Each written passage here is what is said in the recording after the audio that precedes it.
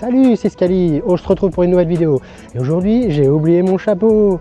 Comme dans Chapi Chapeau, la figure du jour. Bref, bon, comme vous pouvez le voir, je ne suis pas tout seul. C'est une session d'entraînement. Et j'en profite pour faire une vidéo sur le Chapi Chapeau. Donc, comme j'expliquais, qui est une figure assez facile et qui vous permettra d'aller déverrouiller d'autres figures plus tard. Donc, principalement, on va commencer par un petit slalom pour vous montrer à quoi ça ressemble.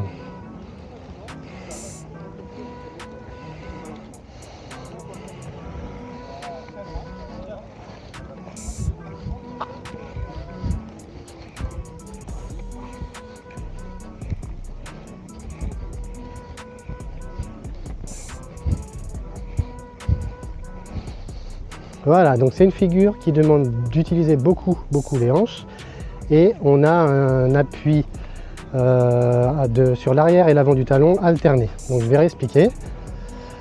Il y a plusieurs choses à dire dessus, donc ça risque d'être un petit peu long. Premièrement, on se met de côté. Ensuite, on se met en chapi, en aigle, comme on a vu sur la figure d'avant.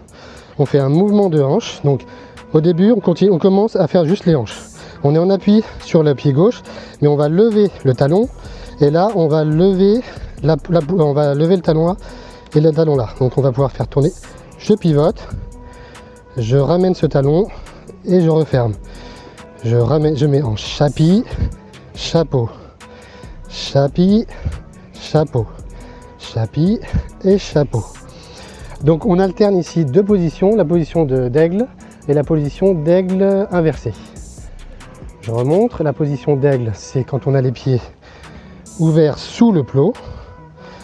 Et la position d'inversé, c'est quand on a les pieds fermés par-dessus le plot. On alterne les deux positions et c'est pour ça il va falloir utiliser les hanches. Les hanches, donc, on tourne à droite, à gauche. Donc le premier exercice à faire, c'est en dehors des plots, de pivoter les hanches. Ensuite, on fait le chapi, le chapeau et on essaie d'avancer comme ça. C'est assez difficile, il faut bien trouver le timing. Je vous conseille de commencer sur une ligne de 80 cm. Ensuite, il y a une précision à avoir, c'est que pour beaucoup de figures, on va deux variantes. Le bassin qui bouge et le bassin qui ne bouge pas. On peut faire aussi le chapi chapeau comme ça.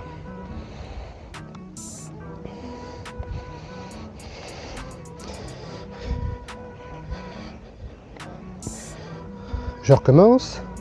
En fait, je bloque mon bassin et c'est que les pieds qui s'ouvrent et qui se ferment. On peut appeler ça aussi un X serpent. Vous verrez ça plus tard.